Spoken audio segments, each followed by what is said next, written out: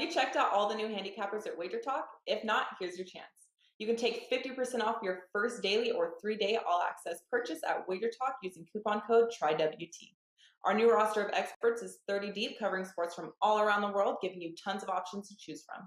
All you have to do to redeem this offer is go to wagertalk.com, choose a handicapper of your choice, and use coupon code TRYWT at checkout, saving 50% on your first purchase.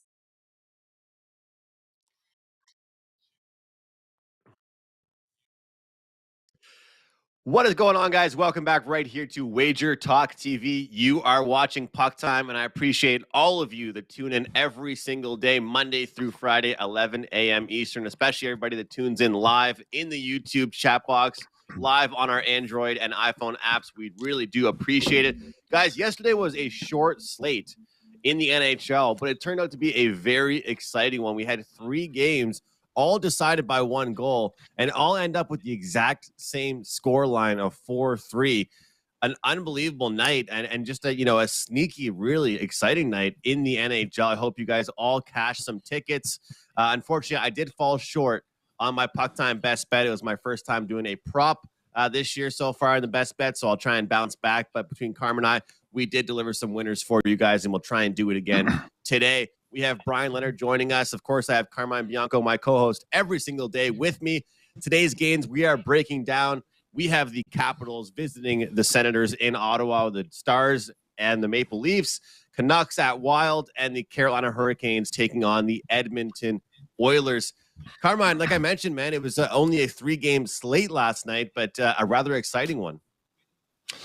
Yeah, exciting is one of those words. It depends the way you want to use the exciting, because while it was exciting, it was disappointing.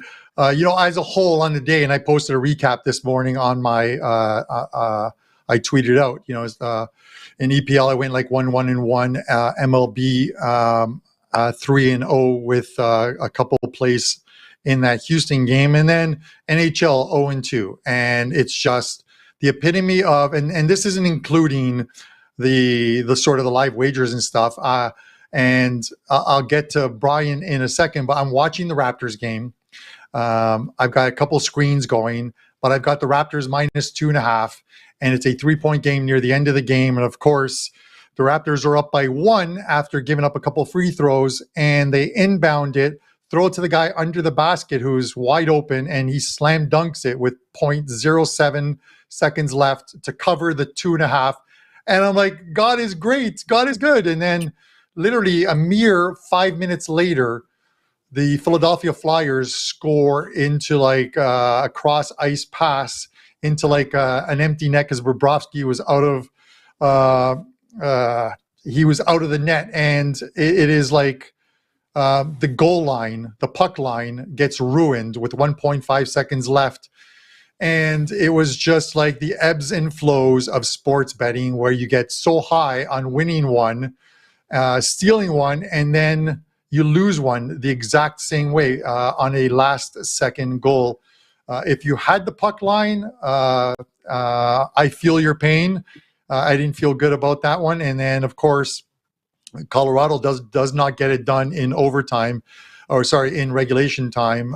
Winnipeg played extremely well in that one. But with that said, let's go to Bryan, because you profited from that slam dunk with 0.7 seconds left, a 5% NBA winner to kick off the year. Congratulations, Bryan. Well, it was a winner, although I may have been a bit lucky in that regard. But yeah, I felt the same way when they were up by 3 and then they fouled them on purpose. I didn't even see that coming, because I thought they were just going to play good defense on them. That was my fault, but ended up getting there. Don't know if we deserved it, but we'll take it. I'm not going to brag about a 5% that wins by half a point, but we will take it. Hey, Bryan, a winner's a winner, man. And I'm just happy you're the winner on my Toronto Raptors. That's for sure. Especially those NBA games. I mean, they can get so sweaty down to, the last couple of minutes with the free throws. And it's crazy how much those matter. Late in the game, if a team has a 5 to 6 point lead, even though people that aren't huge fans of the sport complain about how long the last 2 minutes of basketball takes, that's why it does, because those free throws all matter and all add up. And you see it happen in March Madness every year. You know, a player's got thousands and thousands of people booing them or cheering them, and they miss a clutch free throw, and all of a sudden the backdoor cover is wide open. So, hey, a win is a win, Bryan. That's for sure. Guys, I wanted to mention tonight real quick. Go ahead, Carmine. No, I was just going to say before we get into tonight, and I'll throw right back to you about tonight, Bryan. The money spends the same whether you cover by half a point or whether you cover by 20 points.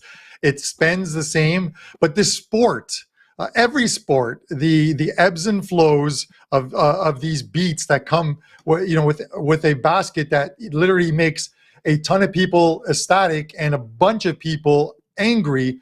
Or in the same way with that NHL game last night, people with Philadelphia puck line obviously get there and they're super happy. You look at the game with the Colts and the Jaguars on the weekend, and a field goal wins it, but Matt Ryan throws a 32-yard touchdown pass with 20 seconds left in the game and covers the line. Those are the ones that it's just money changes so quickly in the sport.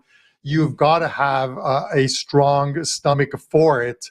If you don't, you got to get out of it completely. But with that said, Andrew, let me throw it back to you. And before I do, I just want to mention you do have a 5% play up in UFC. I wanted to mention that because I never seem to mention your 5% plays, and you do extremely well on them. So I wanted to throw that right back to you. I appreciate that. Yeah, 21-9 record run right now with my 5% all sport plays, and number 2 UFC handicapper in 2022. So although I'm mostly known for hockey, guys, it's been pretty good calendar year with the UFC. So check it out at wagertalk.com. Thanks a lot for that, Carm. Guys, before I jump into this jam-packed NHL slate, you know, every single game besides one has a total of 6.5 tonight. And I believe even the Devils game opened up at a 6.5, which is pretty incredible. We're seeing goals to start off the year. We'll see how long it takes for that to settle down a little bit, but usually that's how it is. We start to see goals and you know, the offense shows up a little bit before the defense, but I'm curious to see how long it takes for that to adjust. But 6.5 seem to be the new norm right now, where 6s were the new norm. And, you know, 5-10 years ago, 5.5 were the norm. So things are changing, guys. There's lots of scoring and lots of excitement in the league right now. And tonight, lots of high-scoring games expected in these matchups that we have. Let's jump into our first game here with the Capitals visiting Canada's nation capital here with Ottawa. The Senators here, they're minus 115 at home. Washington minus 105. Total, as I mentioned, 6.5, shaded towards the over. At 2 high-scoring teams, 2 teams with lots of talent, and Ottawa coming off a win in their home opener against the Boston Bruins that was just absolutely electrifying. It was crazy. I mean, it was a game where they were trading goals left and right. The stars came to play for both teams. As Drake Batherson said into the media after that game, he said, hey, look, you know, the fans got their money's worth, that's for sure. And that they did. Look, you know, when I approach these games and I look at a Washington Capitals team, you know, heading out into a kind of an Eastern Canadian road trip, and I look at kind of their matchups, I try and find spots where we might be able to have a little bit of value. We might be able to have, you know, maybe that the price might not be what it should be. But in this game, guys, I'll be honest, I don't like to do this on this show very often. I have to pass. So I'm going to send it over to you, Carm, because I don't have a lot in this game. There's no price that stuck out to me. As far as the total goes, I would lean towards the over. But there's such a jam-packed slate today, I'm going to give it to you guys because I don't really have much in this game. Oh, Andrew, you can always find a wager. If you like the over, there's got to be some kind of a shot prop or something that you're going to like. You're going to come back and find one. I know it. But, you know, with that said, I get it. The books have this line pretty much even. I still think, you know, there's a lot of upside to this Ottawa team. And prior to that Boston game, I said once Ottawa gets their offense together, they're going to score a lot of goals this season. They're going to be one of the teams I'm going to look at to play the over with them. But they're making you pay for it now. It's like 125 or 130 on that total of 6.5. They're making you pay for it. Now, sometimes when I see this, much like the Florida game yesterday, where I anticipate some goals, I usually anticipate those goals coming early. And I like playing that first period over. The Florida game yesterday, you could take the first period over 2, and you were getting plus money on it. And it finished, I think, 2-1 in that one. So that one cashed. I don't like playing the over 1.5s where you have to lay $1.60, $1.70, $1.80. And that they're going to make you pay a premium on those ones where the totals are 6.5, and rightly so, because they're games in which the books expect goals. This is another one. I expect to see some goals in this one tonight, but you can get the 2 at plus 105 over. And while I don't like a side in this game, I do like the total. So with that said, I'm going to go over 2 first period and take the plus money on this one. Brian? First of all, I just want to let everybody know that I do watch as many other Puck Time episodes as I possibly can. I was there yesterday. I got to say, that first 4 minutes of the show yesterday was pure gold. I agreed with everything you guys said. Unfortunately, there was no sound. After I'd given up, I figured out later on that it came on about the 4-minute mark, 5-minute mark. But I agree with everything you guys said in that first 4 or 5 minutes yesterday. So I just wanted to point that out. It was just pure gold. Great job. Getting back to the hockey game here. We've got a few games now, and I do a lot with the numbers. I'm a numbers guy. So I always take a look at the expected goals, the actual goals, that kind of thing. So now we've got a few games, so I can take a look at those. So far, take a look at the Capitals. Their goal plus or minus per 60 is plus 0.31, yet their expected goals are minus 0.21. If you've watched Washington this year, they're not quite what I thought they were going to be. They've got a lot of injuries. They had a couple more guys go down this week, so that's a concern if you're looking to bet on Washington. From a scheduling standpoint, this is their lone road game in an 8-game stretch of a 4-game schedule. Washington is, in my regard, gotten off to a slow start. I think we might be able to take advantage of that here with an Ottawa team that a lot of people are real high on right now. They're coming off that big come-from-behind victory against Vancouver, which everybody who's played Vancouver has come back from a big come-from-behind victory over Vancouver. But this is the second of 5 straight home games here for the Senators. They beat a tired Boston team last time out 7-5. That was a good spot to play Ottawa in that one. They win that game for their first win of the season, I believe. The line's pretty good on Ottawa here. I lean with Ottawa, looking to play against Washington. And right now, they do have a lot of forward depth, but as of right now, they have a lot of injuries, and they haven't played as well as their schedule would show. So I kind of like Ottawa here. I have to ask you, Brian, you mentioned that, about the expected goals and how you're a numbers guy. And there's certain sports that I look at that as well, more than hockey, I guess, for me. And one thing I wanted to ask you about was the fact that, like you said, we're still early in the season. And even for me, I would say I'm quite a bit of situational type of guy. Like, I love to look at road trips and homestands, kind of like what you were just mentioning. And it takes a little while for that stuff to, come together and for me to notice these teams on road trips. That's why I've been playing a lot of totals. But anyway, I wanted to ask you your thoughts as far as, looking at a team last season or their first couple games, because we've talked about overreaction on this show a decent amount this week. But when you're handicapping these teams and you're looking at your numbers, how often do you care about what you saw last year compared to what you're seeing in these first couple games? Does last year's results matter? Do you take it into account at all, or it's just a brand new year? Yeah, they matter a little bit. Most of the guys that do a lot of programming, as the season goes on, they start the season maybe 50-50, and then after 10 games or so, maybe it's down to 40-10, something like that. So it does make a difference because you've got a longer sample size.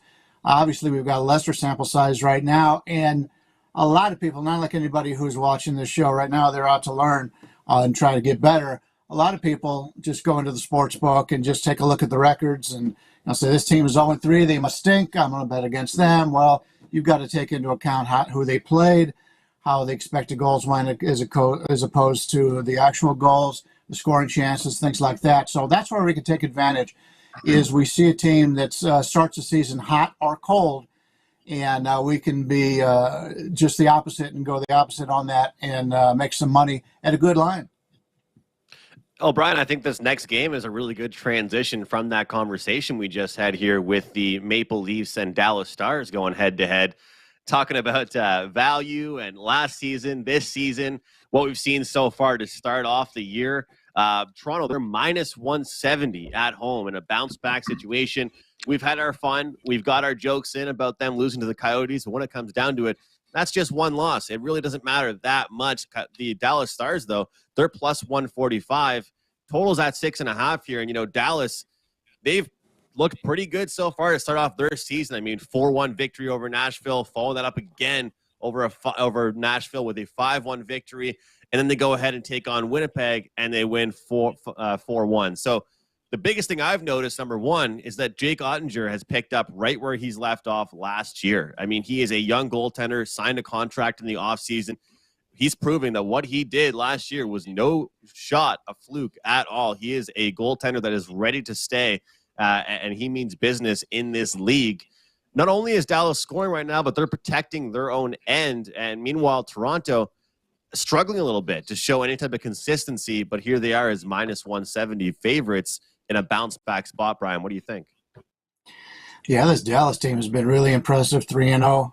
You mentioned how well the goaltending has been, 4-1, 5-1, 4-1. The expected goals aren't quite as impressive, 2.57 plus, 2.22 against. So they've been playing well, but not as well as what the scores would show. It's actually the first of 4 straight road games for Dallas here. So all those games were at home. Now they go on the road, and they're playing that Toronto team. And hats off to Prez. Prez and I don't see eye to eye on a lot of things, but he really nailed that card the other day, and he had Arizona, and he thought they were going to win, and it was pretty impressive. I'll tell you, they led that game all the way, and this Toronto team is you guys know how Toronto is. They're one of those teams, they've got more talent than anybody, but can't put it together. Just the opposite of what this Dallas team has been the last few years. Nobody ever talks about Dallas. They play good defense, they got good goaltending, and they win tight games. So this is not a good matchup for Toronto in that regard. But you have to think Toronto should come out with a really big game here, because after this contest, they go on the road for 5 straight games off that embarrassing loss. The spot screams Toronto here. Do you trust them? Plus or minus on the goals, plus or minus per 60, they're minus 0.33. Expected goals, they should be up 0.42. So they're playing better than what the record shows. But I don't know if this team has the fortitude to be able to win in this price range against a team that comes to play every night, plays defense every night, good goaltending. I'd love to play Toronto here. I just can't do it in that regard. Real quick, Carm, I wanted to mention that I talked about this yesterday on the show with Winnipeg as underdogs. They ended up winning the game, so it kind of my point about the team total didn't end up making me look very good, but they cashed that anyway. What stuck out to me in this game was actually taking Dallas's team total. And I know that kind of avoids, again, like I said yesterday, getting a big plus price, on the underdog. But Toronto gives up goals. And despite, we've seen good goaltending from Dallas, we've also seen pretty good offense. And I know Brian said the expected goals might not tell the full story, but Toronto's given up goals as well. So even if they win, I don't think it's going to be a low-scoring victory here. What are your thoughts here on the side or total? Yeah, I'm not entirely sure it's going to be a low-scoring victory. I think the Leafs will bounce back in this one, but it's going to come against a team that is playing very well defensively. We've got a very good goalie, as you said, with Ottinger. He's playing extremely well. But in the past, when Toronto's had like any one of these somewhat embarrassing losses, let's call it, they've bounced back pretty strong the next time out. You look at it, like last year losing to the Sabres, which I absolutely love. They came back and they would beat a team like Washington.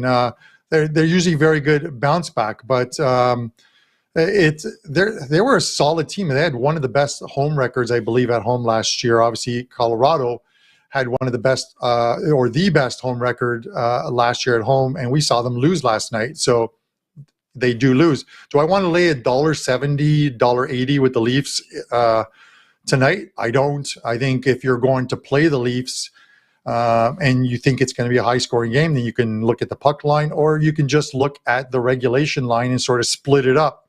because I don't want to lay a buck 80 with these guys tonight. But I do think the Leafs. I think the Leafs do bounce back tonight. So I'd probably look at the much lower Leafs in regulation price and look for them to bounce back in this one.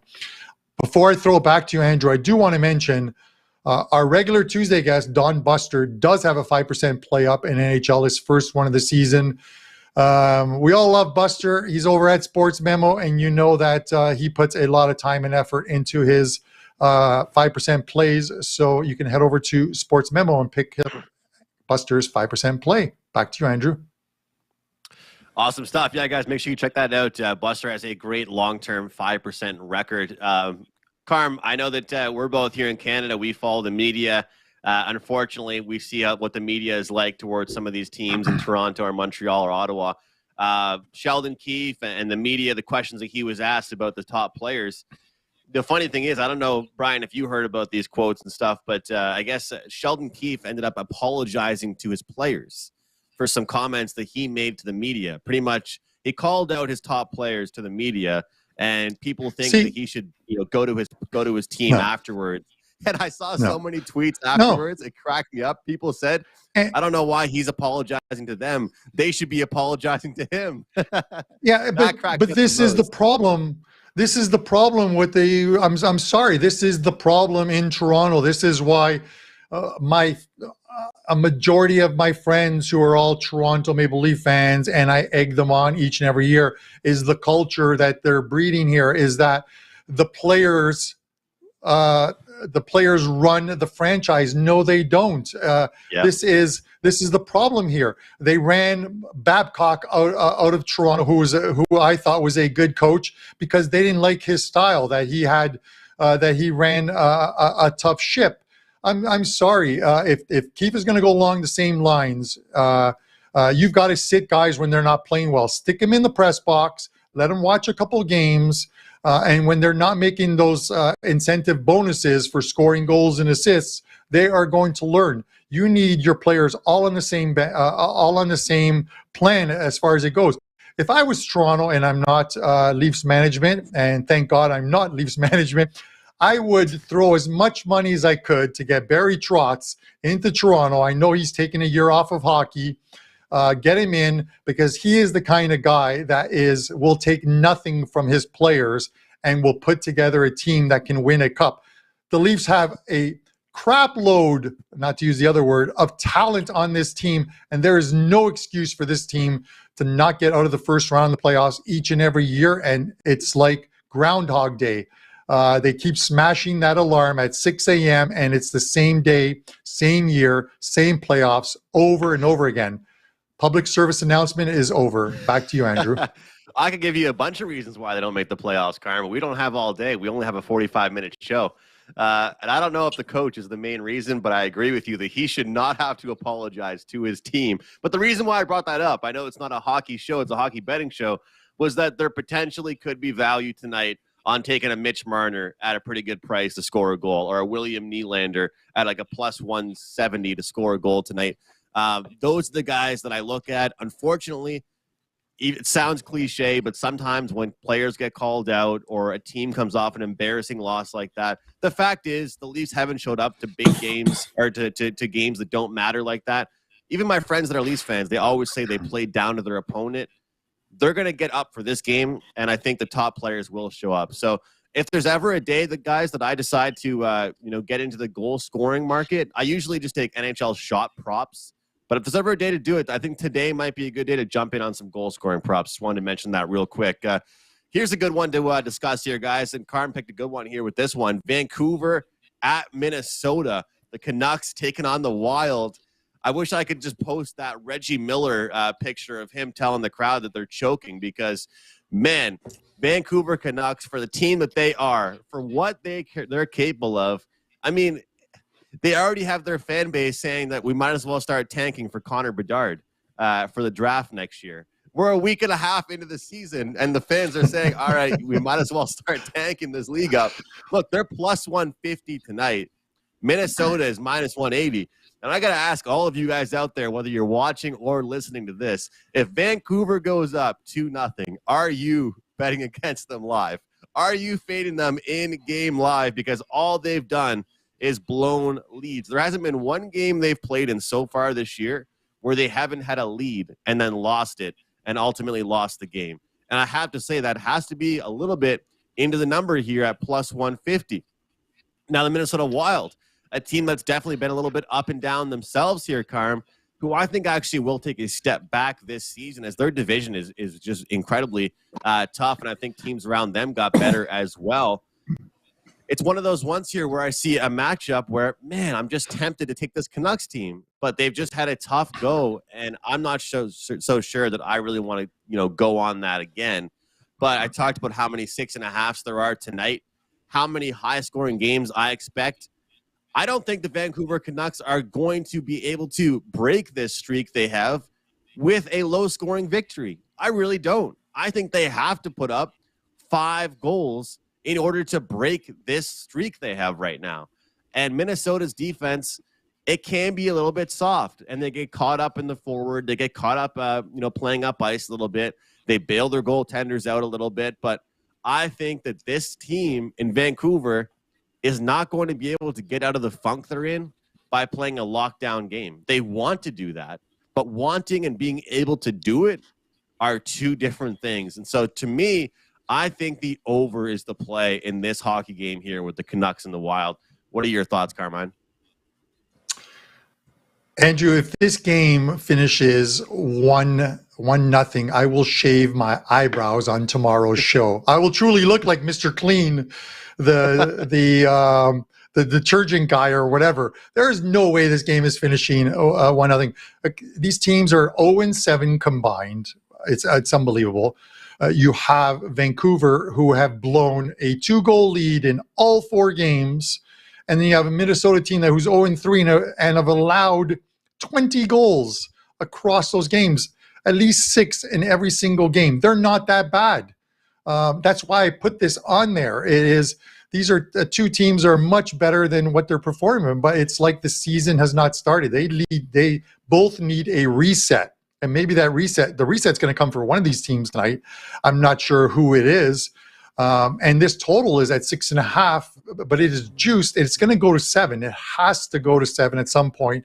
So if you like the over, take the over now, or else it's going to go to 7 with like plus juice on the over, and they're going to make you pay juice if you like the under. Whichever total you like, if you like the over, take the 6.5 now. That's all I'm going to do. I'm going to watch this game. I'm hoping it's entertaining. I don't want to shave my eyebrows on tomorrow's show. So over 6.5 for me. Bryan, what are your thoughts on this one? What is it with you two shaving off hair? Now we know why. I didn't think it was a good idea when Andrew did it, and I don't think it's a good idea when you do it. I got plenty of hair. I'm not shaving it off for some goddamn hockey players. I'll tell you that right now. This I love this game. This is, to me, could be the best game of the season thus far. 2 desperate teams that have gotten off to terrible starts, 2 teams that are expected to do much better. These are the kind of games that if I find one of these teams against somebody else, I got something to bet, and I got a pretty good bet doing it. We've got both of them going heads up here. It's the final road game of the season, or the opening road trip for Vancouver. 5-game road trip out of the start. We've all talked about how they've blown all these games. I'm not sure. I haven't been to Vancouver. I'm not sure what the press is there and what the fan base is, but they've got to be freaking out right now. And the last thing Vancouver wants to do is come home for their first game 0-5, the way they've lost these games. So Vancouver is going to come out here and play as tough as they possibly can. This is a game that they're going to come out and give full effort. Well, you also have Minnesota winless on the season. You take a look at their goals plus or minus on the season, minus 3.73, expected goals only minus 0.03 or 0.03. So they're playing much worse than they have. The goaltending has been horrendous in Minnesota. The defense has been horrendous in Minnesota. People are talking about Marc-Andre Fleury. It's time to retire. How many years have people talked about that with Marc-Andre Fleury? This guy takes care of himself. He's probably one of the best athletes in the NHL. He's had a couple bad games. It happens. It happens to everybody. Don't freak out, Minnesota fans. Yeah, you've got a pretty good team here, and I expect you to come out and make the playoffs and get to be where you thought you were going to be. But this is a team who's started the season 4 home games. And as Carmine pointed out in the first 3, they're allowing 20 goals. After this game, they go on the road for 5 straight games. You hate to say must-win games early in the season. This is a must-win game for both these teams. Vancouver doesn't want to go home 0-5. Minnesota doesn't want to go on the road in a 5-game road trip 0-4 at home. You will get the best of both of these teams tonight. I think there's going to be a lot of heavy hitting. I agree. I'm not going to shave anything off, but it's not going to be a 1-0 score. There's going to be a lot of power plays in this game, I believe. If I was to play anything, I'd play the over here. But this is one game I've circled. I want to watch it. I think we learn a lot about the heart of these two teams in this game. May not help us in this game. It will help us in the future. You talk about the Marc-Andre Fleury thing. That just bugs me, Brian, because it's the same thing with Bruce Boudreau. They were chanting his name in Vancouver when he took over as the head coach last year, and now they're saying, maybe Bruce wasn't the guy for us. It's just ridiculous. The overreactions you see from every fan base and one thing to mention, talk about it being a desperate game for both clubs. Minnesota historically is not an easy place to play in, and Minnesota plays some of their best hockey at home, like you were talking about. This is a big spot for them, just as it is for the Vancouver Canucks. I'm not so sure if I'll have action on this game or not, but the fact of the matter is, I think that these teams, as much as they want to play good defense, I don't know if they're going to be able to tonight. So I want to ask you guys, Brian, I know you're not a huge total better, but you do bet totals a little bit. And Carm, what do you guys think? I've asked this on the show before, but we're seeing these numbers get juiced up quite a bit. So if you have a 6.5, let's say it's minus 130, right? Or 130-ish, and you know it's going into 7. Do you guys prefer the 7 at plus money, or are you willing to lay the juice on the 6.5 minus the $1.30? What do you guys think? I don't mind laying the minus 130. It is the higher juice with totals I don't like. And I talked about it with the first period ones. I would rather lay the 2 and get plus money with some of the first period totals that are minus 1.5, minus 180. Because if it's a slow start to the game, you're 20 minutes into the game and you've burned a big priced bet. So I'm if it lands on 2, I'm fine with a push, but I'd rather not lose the big vig because it'll kill you. A short losing streak will kill your bankroll and very quickly. So, with that said, I'm fine with picking up some pushes along the way to protect the bankroll.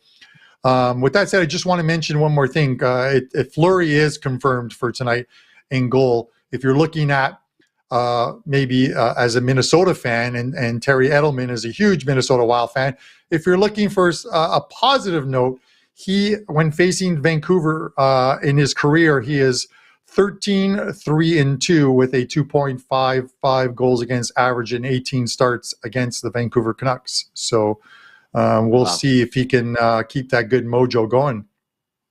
What about you, Brian? What are your thoughts on that total stuff? I don't do enough totals to really know. I know for baseball, I know the exact what sense every single run is. If you're playing the overs, 7.5 to 8, things like that. Hockey, I don't know that. I don't play enough totals. But I can't help you in that regard. I could probably figure it out and call somebody up and they've got the numbers, but it's all a mathematical thing for me. But obviously your mind wants the shorter number, but is it worth it? And you have to figure that out. So, and I don't have those numbers, to be honest with you. The way I look at it personally, and I think that you guys would probably agree with this, is that the more you're playing, the less I would be likely to lay the juice. So if I had one total on the board tonight, I'd be comfortable with the minus 130. If I was playing 5 over 6.5 tonight and they were all 130, I'd probably squeak in some 7s. Kind of like what Carm said about, limiting your risk. if I have just 1.6.5 tonight that I like and I go over, that's one bet I'm making where I have minus 130 on it. But if I like 5 totals with that same number, I probably wouldn't want to do the exact same thing 5 times. That's kind of how I've always felt with it, because it's kind of like, you know, you're doing something you're a little bit uncomfortable with one time, but you don't want to do it 5 times in one night. Well, mathematically, that's probably not the way to go about it, because if let's say you got 5 games, like you said, and you'd be less willing to do it. Well, if you've got one game, 5 straight days, and you would do it, why would 5 in one day make a difference? It's the same amount of games. It's 5 games where they're doing one every single game. You know what I'm saying? Right. So I do. Yeah, I don't know. To be honest with you, I don't know the answer to it. I get it. I get what you're saying there. I guess it's more so just you know, if I like a bunch of totals, because the fact of the matter is they have to get to 7 anyway to beat that 6.5. You know, there's no push when it's a 6.5. So if you like it enough to go over 6.5, you must like it to get to 7. One more game to break down. It's kind of an interesting one with the Hurricanes here taking on the Edmonton Oilers. It feels like the theme of the show and the theme of the NHL card for today, guys, is the word bounce back, or 2 words, bounce back. I think that's really the theme, because you take a look at the Carolina Hurricanes right now. They're coming into town. They've got off to a great start to their season. They are minus 105. We have the Oilers as favorites in this one. And, of course, as we talk about with certain teams coming off disappointing losses, we had the Edmonton Oilers close around minus 235.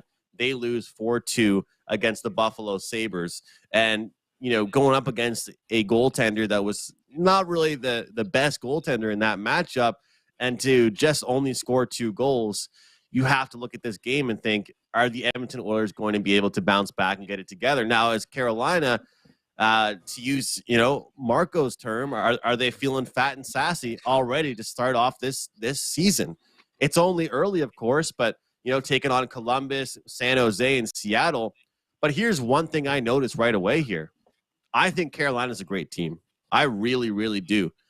But they haven't really, really faced a team like Edmonton yet. And now you got to face an Edmonton team that's pissed off.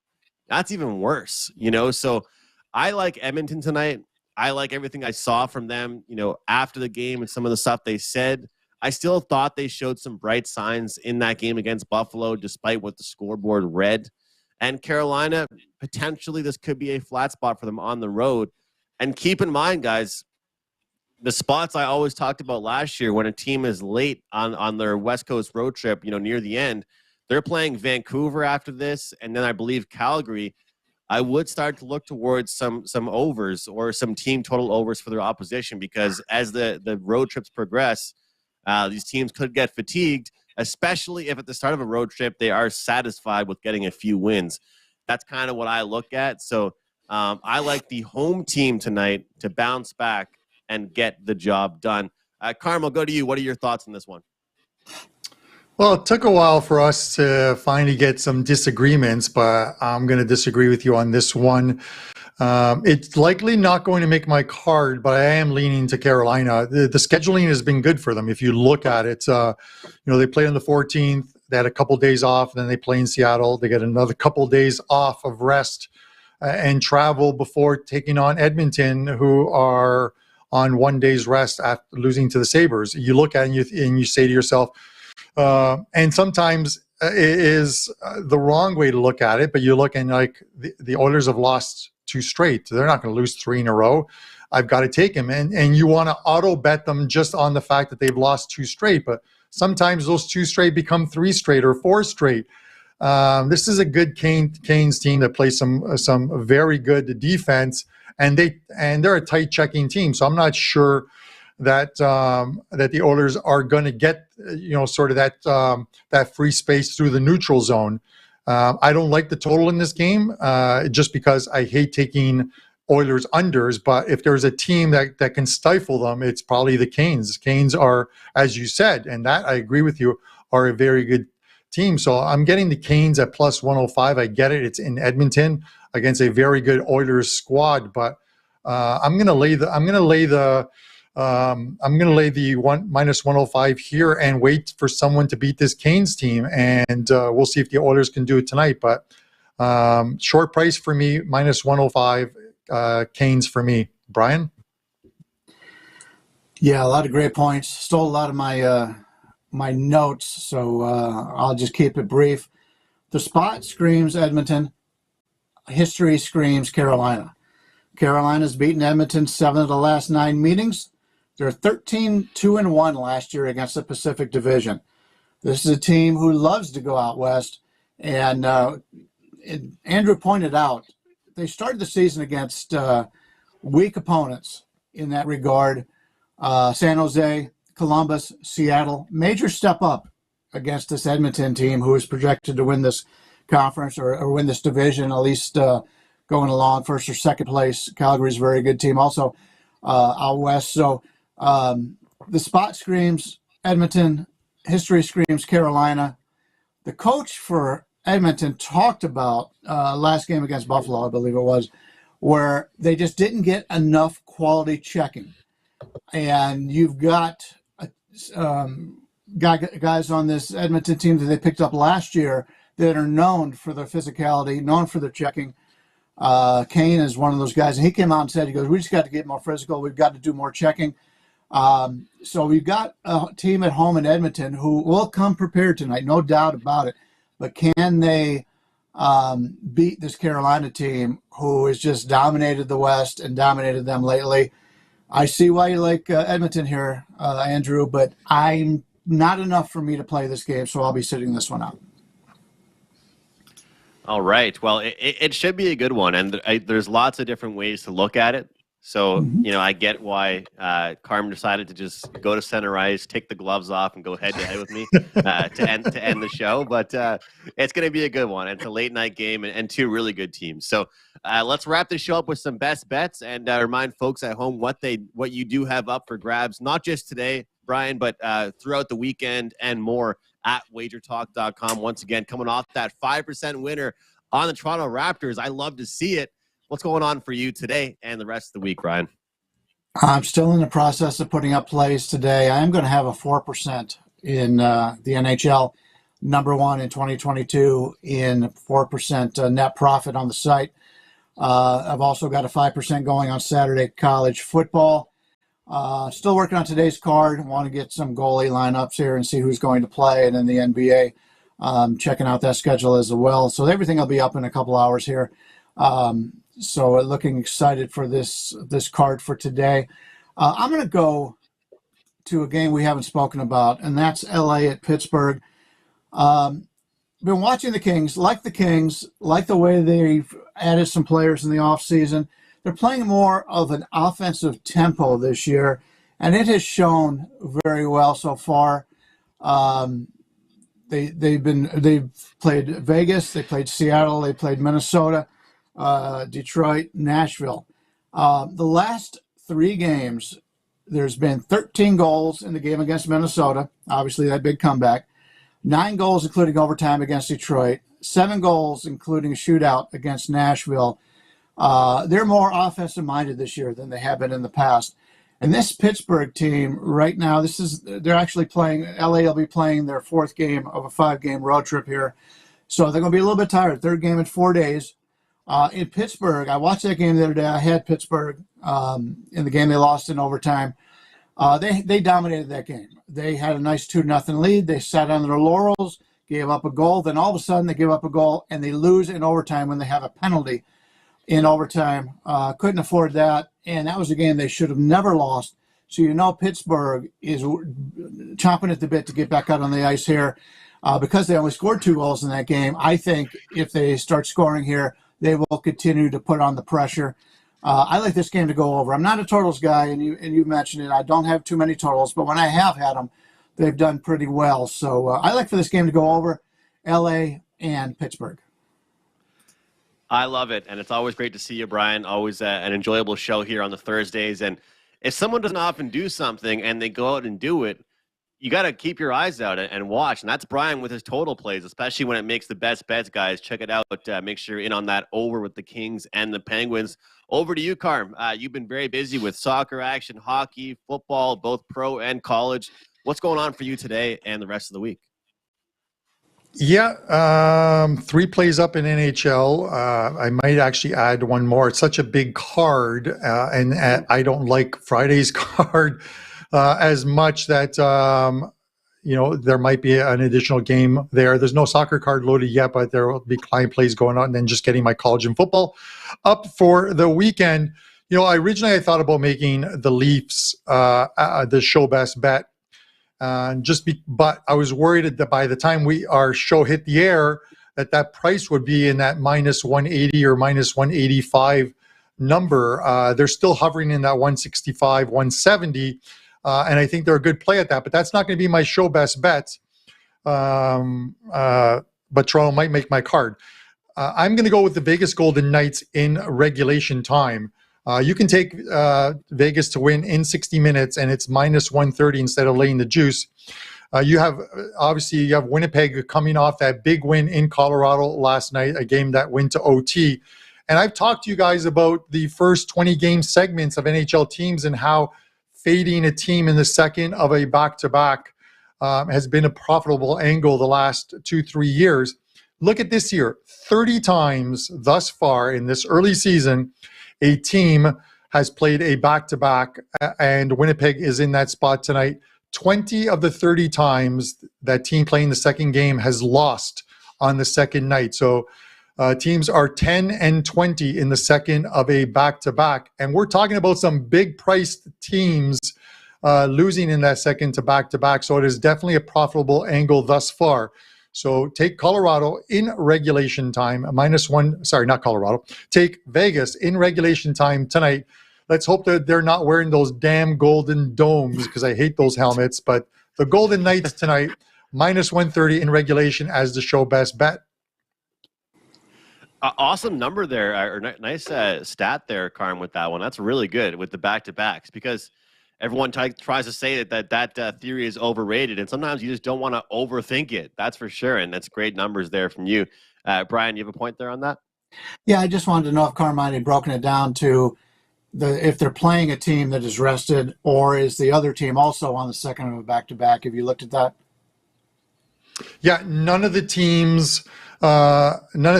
teams playing were both in back-to-back situations. Okay.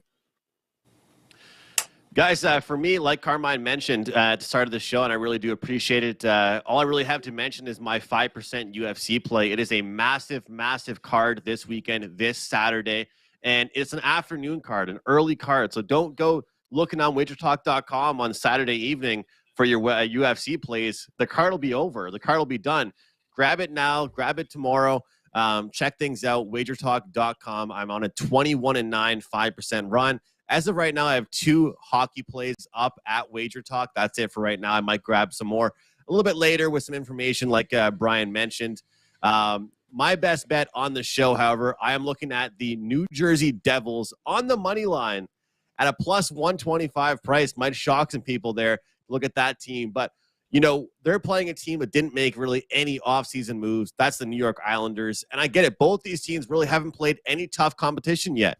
And they've kind of failed themselves a little bit, and especially the Devils, with a bad start to their year. But I feel like the game they played last against Anaheim could move them in the right direction, build their confidence. There's far too much talent on the Devils to be priced like this, and I'm going to take them here for my show best bet with the Devils, plus 125. We have Carmine looking at Vegas in regulation, and Bryan with LA, Pittsburgh, over 6.5. Thanks a lot for watching, guys, and we will see you tomorrow. Have you checked out all the new handicappers at Wager Talk? If not, here's your chance. You can take 50% off your first daily or 3-day all-access purchase at Wager Talk using coupon code TRYWT. Our new roster of experts is 30 deep, covering sports from all around the world, giving you tons of options to choose from. All you have to do to redeem this offer is go to wagertalk.com, choose a handicapper of your choice, and use coupon code TRYWT at checkout, saving 50%